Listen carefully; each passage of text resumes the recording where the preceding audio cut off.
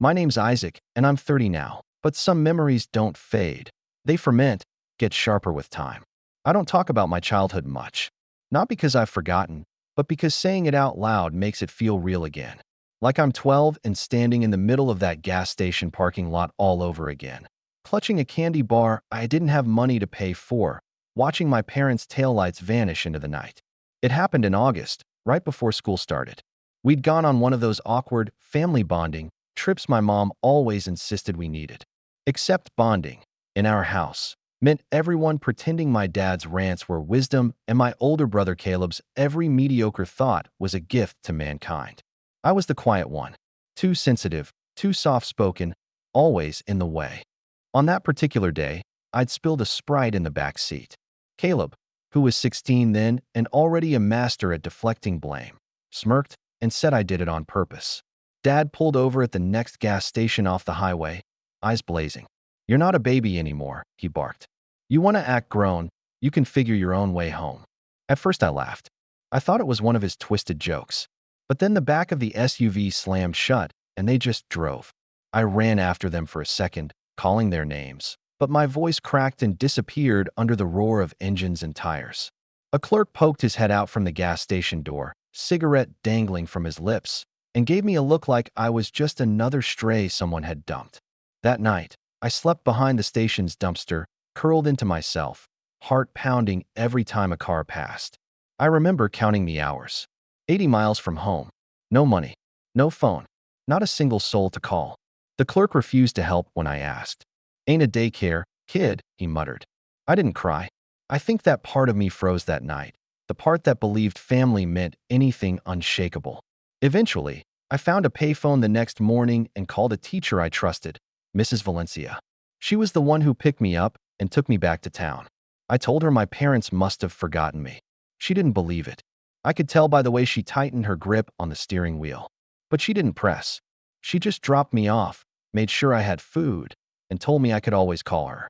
When I walked through the front door of our house, no one looked surprised. No one said sorry. Mom glanced up from her laptop and said, "Took you long enough." Caleb was on the couch playing video games and muttered, "Should have walked faster." Dad never even acknowledged it happened. Just nodded at me the next morning at breakfast like everything was normal. That was the day I stopped trying to belong. I finished high school like a ghost in the hallway. Ate lunch alone. Studied in silence. I got out as soon as I turned 18. Worked 3 jobs. Put myself through community college, then transferred to a university across the country without telling anyone. I changed my number, never left a forwarding address, and for the first time, started breathing on my own. I've spent the last decade building a life they know nothing about. I became a software engineer. Moved to a city where no one ever said the words "man up" like it was a cure for trauma. I have friends who think of me as grounded and loyal. I even adopted a rescue dog named Max, a skittish little mutt who flinches at raised voices. We understand each other. I never thought I'd hear from them again. But last week, a letter showed up at my apartment. No return address, but the handwriting on the front, loopy, dramatic, was unmistakably Mom's. I opened it slowly, half expecting some legal threat or another passive-aggressive note about abandoning the family. But instead, it was a thick envelope. Inside, a wedding invitation from Caleb, engraved in gold lettering, all showy and traditional. The kind of thing that screamed rented elegance and fake smiles. And tucked inside was a folded piece of notebook paper. Handwritten. From them. "Isaac, we know things have been distant between us, but Caleb is getting married, and it would mean a lot to the family if you could attend. He asked that we reach out to you personally. We hope you'll come. We'd love to reconnect." Mom and Dad. Reaching out. Like nothing ever happened. Like they hadn't left me to rot behind a gas station dumpster when I was 12 and never once apologized. Like Caleb wasn't the golden boy whose shadow I was never allowed to step out of. I sat there staring at the note for a long time. My fingers tightened around the edge of the paper until it crinkled. And for a moment, I almost tossed it into the trash. Almost. But then, something in me paused. I flipped the invitation over. Fancy venue. Outdoor ceremony. Dress code. Formal. There was even a QR code to RSVP. As if I were just another distant relative. As if they hadn't taught me what it meant to be disposable. I stared at the note again. It would mean a lot to the family. Interesting. because I wasn't the same kid they dumped on the side of the highway anymore. And if they wanted me back in the picture, I had a few ideas about how I could frame it. Let's just say I didn't RSVP right away, but I did start planning. Quietly, carefully, like I always have. Because some debts don't get paid in words, they get paid in presence. And sometimes, showing up is the loudest thing you can do. The moment I saw Caleb's fiance's name, Emily R. Kensington, printed in embossed cursive on the invitation, I knew exactly what kind of wedding this was going to be. Upper middle class perfection. Long games. Live quartet. Personalized cocktail napkins with their initials. The Kensingtons were local royalty back in my hometown. Old money, old gossip, old grudges. I remembered Emily vaguely from school, always dressed like she was heading to church or a job interview, even at age 15. The kind of girl who never had to fight for attention because it was given to her like an inheritance. So Caleb landed her. Of course he did. The charming oldest son, quarterback smile, parents who orbited around him like he was the sun. My parents probably wore their approval like jewelry. I looked her up online that same night. She was everything you'd expect.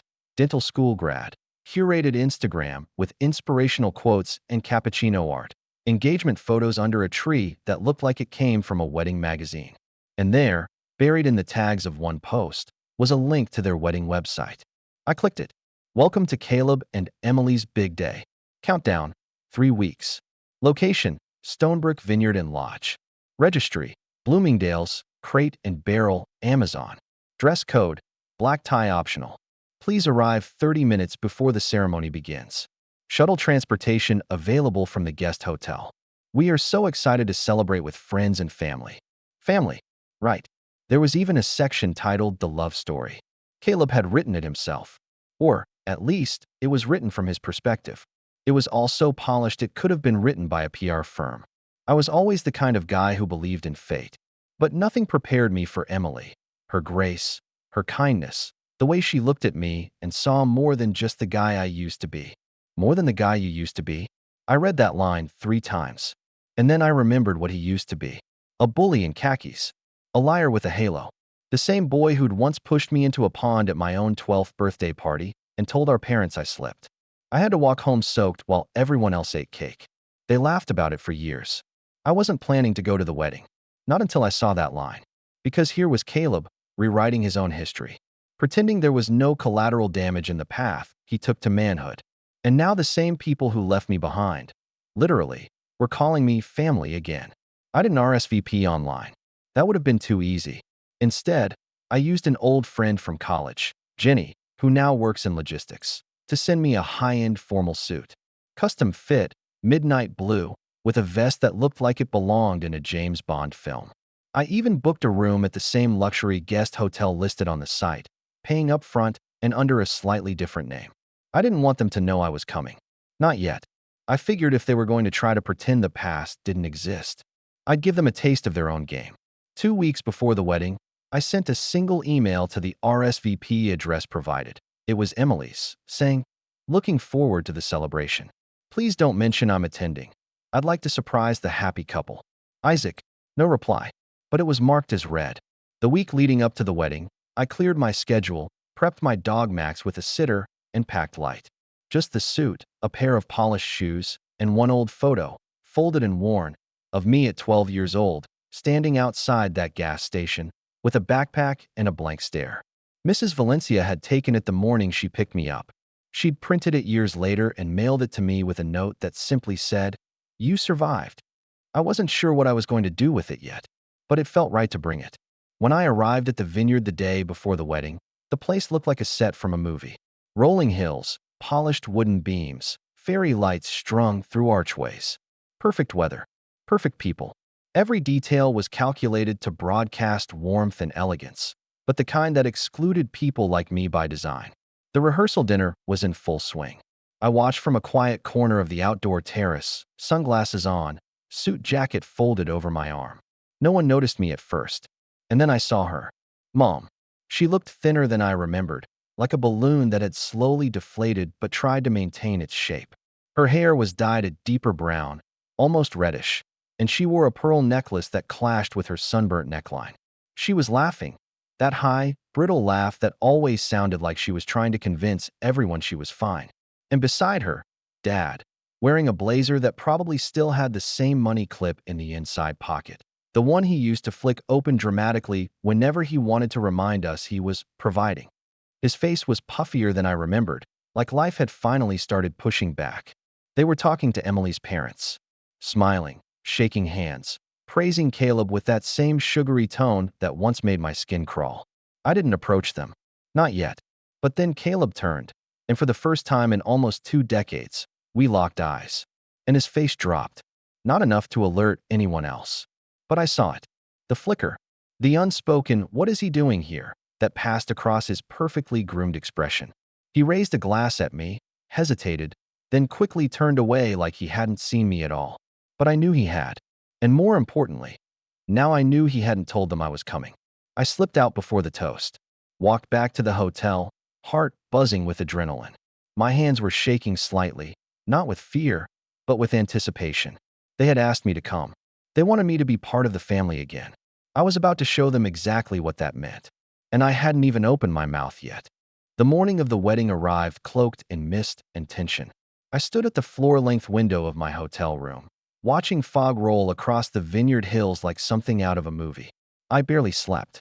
Not from nerves. I wasn't nervous, but from memory. My mind replayed it all like a silent reel.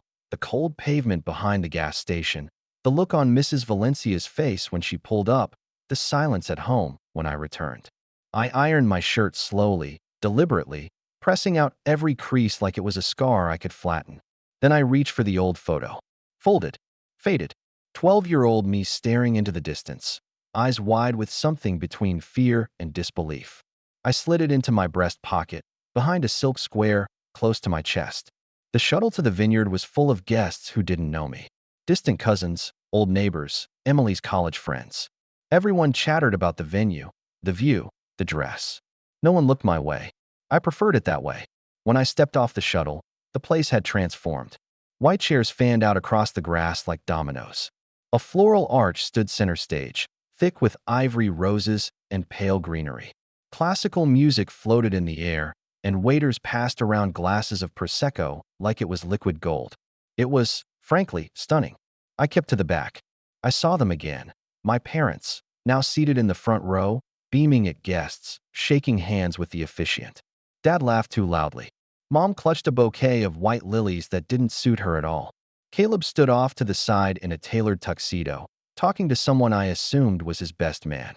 And Emily, well, she hadn't appeared yet. That's when it happened. An older woman, elegant, silver hair, a navy blue dress, approached me. She stared at me for a beat, then smiled politely. "You must be Isaac." I blinked. "I am. I'm Evelyn Kensington, Emily's mother." Of course. I straightened slightly and extended my hand. She took it with grace, but also something else, curiosity. "Caleb told us you might be here. I just wanted to say, thank you for coming." My guard went up instantly. "He told you I might come?" She nodded, her smile tightening. "He said there had been some distance, but he hoped this would be a step toward healing." I could have laughed, but I didn't.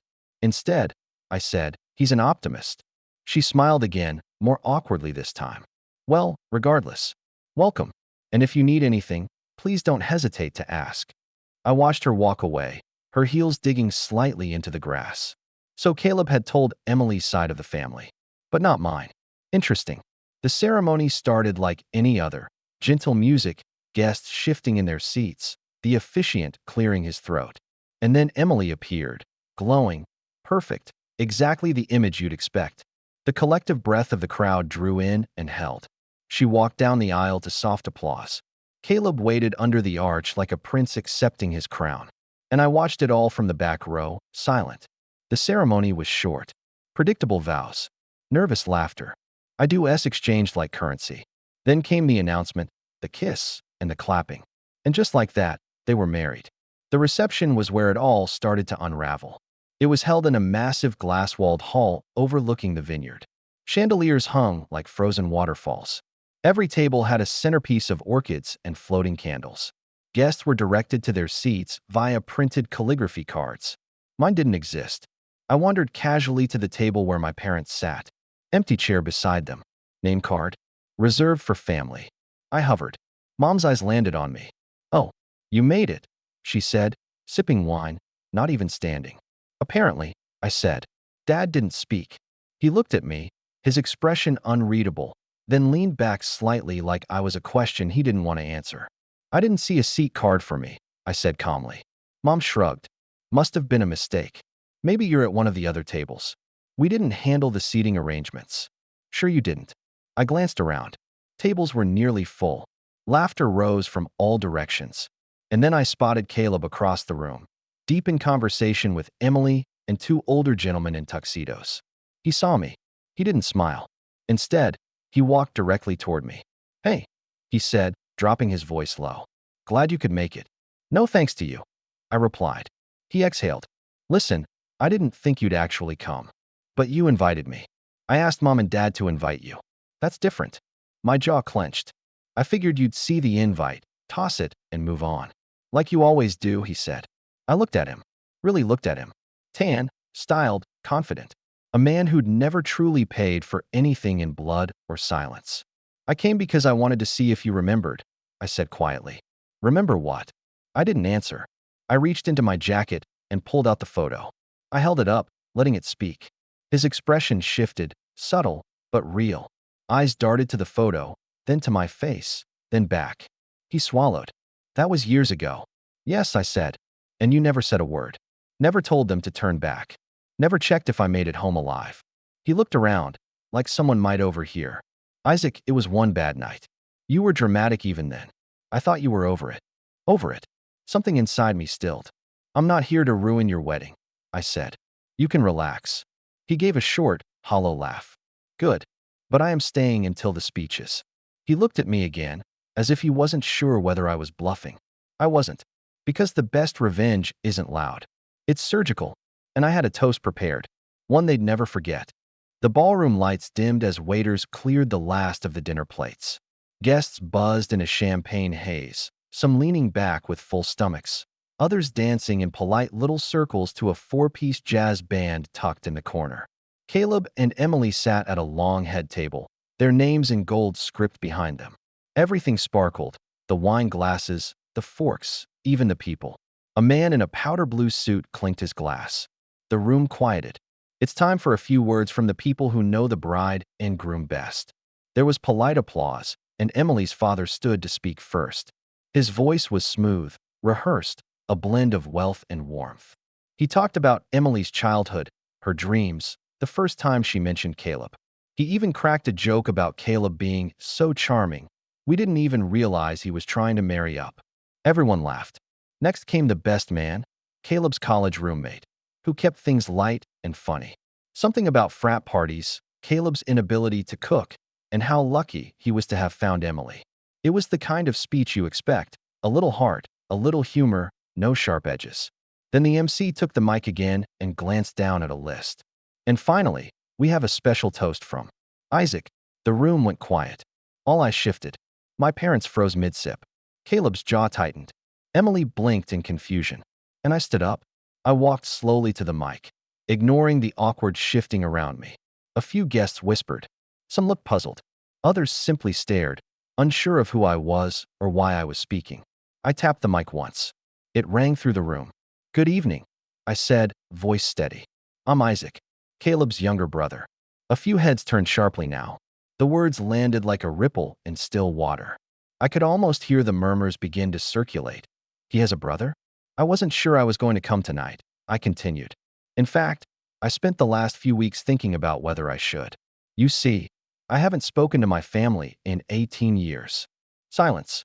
Not the good kind. The kind that sucks the air out of the room. I got a wedding invitation out of nowhere. No call. No email. Just a card and a note that said, it would mean a lot to the family if you came. I let the words sit. Then I pulled the photo from my pocket. This is me at 12 years old. I held it up between two fingers. Guests craned their necks to see. This was taken the morning after my parents left me at a gas station 80 miles from home.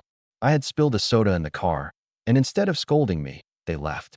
Told me to man up and figure it out. The crowd shifted. Uneasy glances.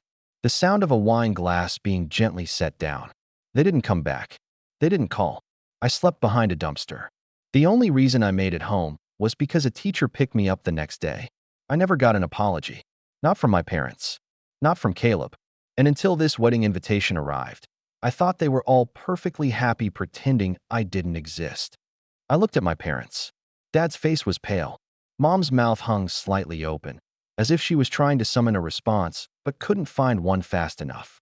Now, I'm not here to ruin anyone's evening, I said. Emily, you seem lovely. Your family has been kind and welcoming. And Caleb, well, you've always known how to put on a good face. That line hit hard. His expression cracked for just a moment. But I think weddings are about honesty, about truth. And it wouldn't be honest if I stood here tonight pretending that we were ever close, or that I grew up in a house where family meant protection, not survival. The room was stone silent now. People barely breathed. I was invited to this wedding to play a part in a picture-perfect day. A prop, really. A brother-shaped placeholder. I looked back at Caleb. So consider this my gift to you. I placed the photo on the head table right in front of him. A reminder of what family looks like when you turn your back on it. Then I turned, slowly, and walked away from the mic. No applause. Just stunned silence and a few audible gasps. And as I walked past my parents' table, I heard my mother hiss my name. Barely a whisper. My father started to rise, but I didn't stop. I didn't look back. I exited through the side of the hall and walked out into the cool night, the music now distant behind me. I wasn't angry. I wasn't shaking. I was free. But freedom is a strange thing. It doesn't always come with peace right away. Sometimes it just leaves a silence behind, the kind that makes you wonder what happens next. I had made my move, but the fallout, that was still coming. The drive back to the hotel was quiet. No jazz band, no clinking glasses, no performative laughter echoing off marble walls. Just the hum of tires against the gravel and the low whir of my thoughts catching up with me. I didn't go back to my room right away. Instead, I took a walk down one of the vineyard trails behind the hotel, winding between rows of dark grapevines under a moonlit sky. The tension in my chest had unraveled, thread by thread, with every step I took away from that wedding hall. I could still hear my mom's sharp gasp, see Caleb's carefully composed face fracture in real time, and feel the confused stares of strangers trying to connect that had been deliberately erased from the family photo. For most of my life, I believed I was the ghost in my own family. But tonight, I had reminded them I was flesh and blood and memory. And memory is a dangerous thing, especially when the people around you rely on forgetting. Back at the hotel, I found a voicemail waiting. From a number I didn't recognize. Isaac, it's Emily. Her voice was low, calm, but brittle. I don't know what I expected, but I didn't expect that. I wish someone had told me. I just wanted you to know I'm not mad you said what you did. You deserve to. And I'm sorry. She hung up without giving me a number to call back. That was the first apology I'd received in 18 years. And it wasn't even from my family. I left early the next morning. No breakfast. No drawn-out goodbyes. Just a short email to the front desk asking them to cancel the rest of my reservation and send me the final bill. I didn't feel like waiting around to see the aftermath. I knew my parents. I knew Caleb. They'd either pretend it never happened or scramble to spin it into a misunderstanding. Maybe both. But I also knew the photo was still sitting on the head table when I left. I kept the suit, tossed the tie, went home. And once I was home, really home, in my small apartment where Max greeted me with excited barks and a wagging tail, something strange happened. People started reaching out. First, it was my cousin Hannah. She messaged me on LinkedIn, said she'd heard about the speech from someone at the wedding and wanted to apologize for never asking where I went after I disappeared. Said she always thought it was weird how no one ever mentioned me again, but assumed it was her place not to ask. We talked for a while. She asked if she could visit. I didn't say yes, but I didn't say no. Then came a message from Mrs. Valencia. She still remembered, still had the photo she'd taken. I always wondered what happened to you, she wrote. I'm so proud of you, Isaac. I hadn't cried in years, but I did that night. It wasn't loud, just a quiet, aching kind of release. The kind you feel after holding your breath for too long and finally exhaling. I started sleeping better, waking up earlier. I found a new rhythm. My job felt easier. My code cleaner. I took Max on longer walks. Started writing again. Short stories, essays, anything to pour the storm in my head into something that made sense. A week later, I got an email from a woman who worked at a nonprofit for estranged adults, children who had been cut off, disowned, or abandoned. She'd heard about the wedding speech through a friend of a friend who worked the event and thought it was the most quietly powerful thing she'd ever heard. She asked if I'd be willing to speak at one of their private retreats. Not as a motivational speaker, just as someone who lived it. I said yes. That one event turned into 2, then 4. Then an invitation to sit on a panel at a university symposium about family estrangement and trauma recovery. I didn't wear the suit to those, just a simple shirt, jeans, sometimes a blazer if I wanted to look a little more polished. But I always carried the photo. I'd show it when I spoke. Tell the story exactly as it happened. No embellishment, just truth. And every time, someone came up to me afterward and said, "That happened to me too." I wasn't alone. I never had been. My voice, the same one they used to call too soft, too sensitive, too quiet, had finally found its volume. It wasn't revenge. Not yet. But it was power. And with every person I helped, every story I heard, every hand I shook, I felt it grow. Not the anger, but the clarity. The certainty. Because while Caleb went back to his new wife and polished reputation, he didn't realize the ripple I'd started, or the fact that I wasn't finished. Because soon, someone else from their side would come looking, and they'd want answers. It started with an email. From Emily. Again. But this time, it wasn't short, or polite, or carefully composed. This one was raw. "Isaac, I need to ask you something, and I need you to be honest with me. Did your parents really leave you? Like that? At 12? I asked Caleb. He didn't deny it. He just said, "It's complicated." But you didn't sound complicated when you told that story. You sounded clear, like someone who's been carrying something heavy for a long time. If it's true, I need to know more. Please. I stared at the message for a long time. Emily had every reason to shut the door and move on. She could have ignored me, spun it in her head as family drama, written me off as bitter or unstable. But she didn't. She asked for truth, and I wasn't going to waste that. So I replied. I told her everything. No dramatics, no exaggeration, just the sequence of facts. I told her about the gas station, the silence when I returned, how I put myself through school, the way my name was never mentioned again, how they'd rewritten the family photo like I was a smudge they could crop out. I didn't blame her. I didn't ask her to pick sides. I just gave her the truth and let it sit. She replied the next day, "I believe you. And I need time to process this. They never told me. Caleb said he was an only child until we got engaged. They erased you. And now I'm wondering what else they've rewritten. Would you ever be willing to meet for coffee? Just the two of us." It was like watching a crack form in a window that had always been spotless. I knew better than to push. I said yes, but I let her set the time and place. We met a week later, in a quiet cafe, 2 towns away from her and Caleb's home. She wore no makeup, no pearls, none of the bridal polish. Just a hoodie and jeans, hair pulled back, eyes swollen like she hadn't slept. When she sat down, she didn't even say hello. She just asked, what else did they do? So I told her. Not everything. Not the little humiliations, the 1,000 small cuts that never bled enough for anyone else to notice, but the big ones. Like when my mom forgot my birthday 2 years in a row and then blamed me for not reminding her. Or when dad refused to co-sign a small student loan, saying, "You'll just waste it," while handing Caleb $5,000 for a trip to Cancun. Emily's hands stayed wrapped around her mug the entire time. She asked questions, took mental notes. She didn't try to defend them, just listened. And finally, she said, "They called you a ghost. At the wedding. That's how Caleb explained you. Said you vanished when you were a teen. Said you always had a flair for the dramatic." I blinked. They used the word ghost? She nodded. I couldn't help but laugh. Not because it was funny, but because it was so absurdly perfect. "They didn't lose a son," I said. "They buried one." Emily went quiet, then leaned in, her voice low. "You know what scares me most?" I waited. She whispered, "What if they do that to our kids someday?" And there it was. The shift. The doubt had taken root. And Caleb didn't know. Emily stood before she could say anything more. She said she needed time, said she was grateful, said she wasn't ready to talk to him just yet. But she'd be in touch. That was 3 days before I got a letter in the mail. No return address again, just like before.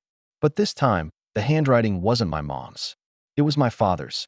And inside, a note scrawled in rigid, uneven letters.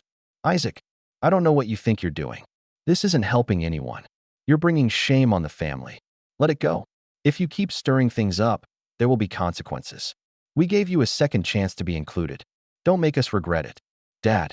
There it was. No apology. No regret. Just threat disguised as dignity. I sat with the note for a moment. Then I placed it next to the photo of 12-year-old me. Two artifacts of the same legacy. And I smiled. Because now I had what I needed. Proof. Words, written by his own hand, revealing exactly who he was and still is. I scanned the letter, saved it to a secure folder, and backed it up to 2 cloud drives. Then I picked up my phone. I called a journalist, someone I'd met at one of the trauma panels. She'd told me once, if you ever decide to share your story, I'll help you do it right. She answered on the first ring. I'm ready, I said, but I don't want to just talk. I want to show them. She paused, then said, how far are you willing to go? I looked down at the note, at the photo, at the name on the return invite that tried to erase me. All the way, I said. The article was published under the title, Left Behind, One Man's Quiet Escape from a Family That Tried to Erase Him. It went live on a Tuesday morning. By noon, it had already been shared thousands of times. The journalist I worked with, Claire Russo, had done her research. She verified every detail. She interviewed Mrs. Valencia, confirmed the gas station incident, even tracked down my old landlord who vouched that I'd put myself through school without family support. The story included the photo of me at 12, standing near the dumpster with a torn backpack and cracked sneakers. It included quotes from my speech at the wedding. It included the letter from my father, blurred only slightly to preserve privacy, and Emily's permission to mention that she had reached out to me afterward. Claire was careful, precise. Not a tabloid piece, not a scandal-bait hit job. Just truth, told clean and unfiltered. And that's why it exploded. Because it wasn't loud. It was honest. Comments poured in. People saying it reminded them of their own estrangement, their own moments of being dismissed or replaced or silenced. Others praised the restraint I'd shown at the wedding. A few guessed which vineyard it had been, though I never confirmed it.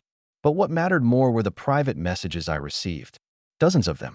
From people who'd been disowned, forgotten, labeled problem children by families who refused to take accountability. But the best one? That came from a Kensington, Emily's older brother. His name was Mark, and he didn't mince words. I always thought Caleb was fake. Too polished, too rehearsed. Now I know why.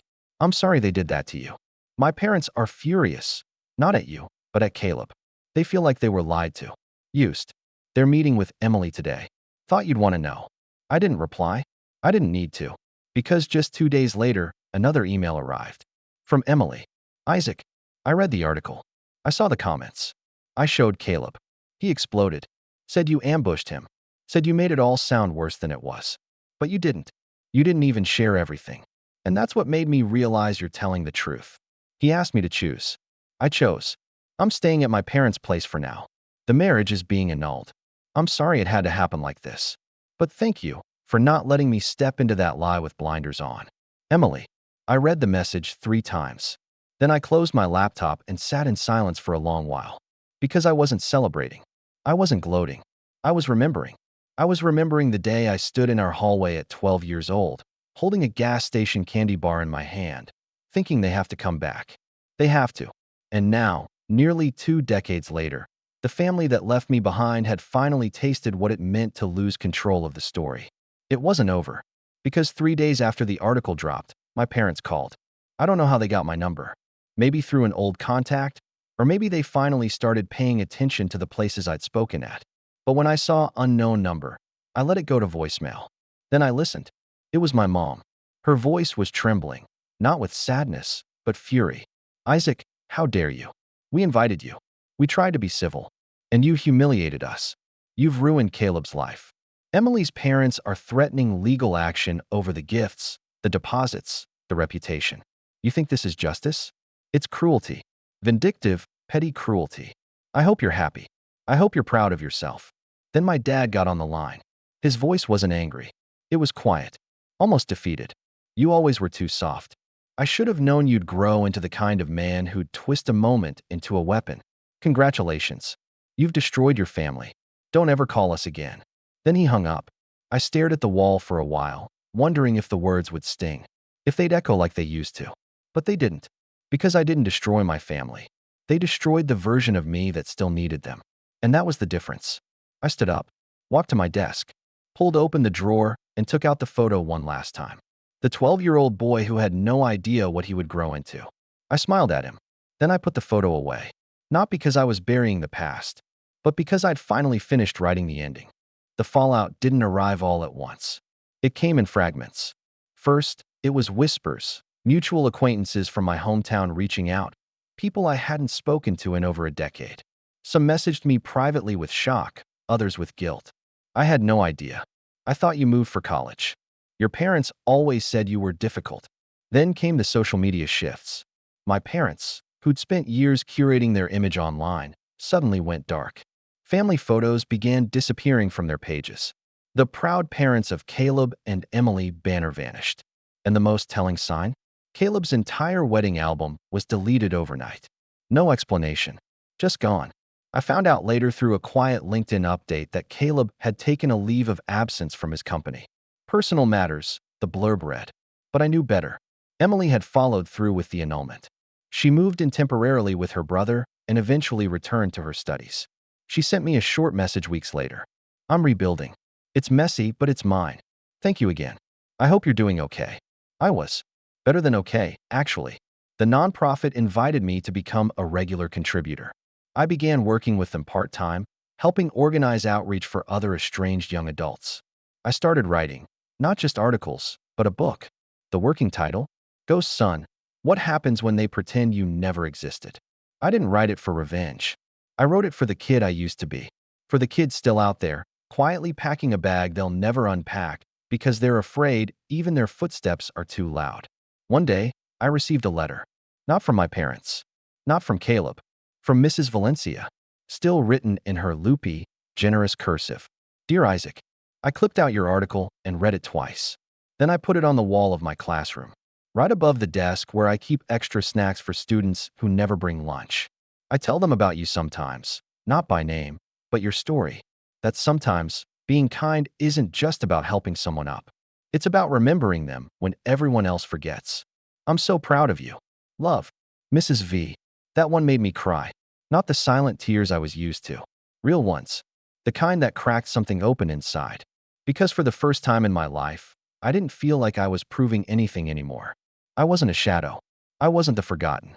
I was here. I had survived. And now, I was living. So when people ask me how it felt, standing in front of my family and showing them the truth, I just smile. Because the truth? The best revenge isn't watching them crumble. It's watching yourself rise, in full daylight, while they're still trying to rewrite the dark. And I've never looked back.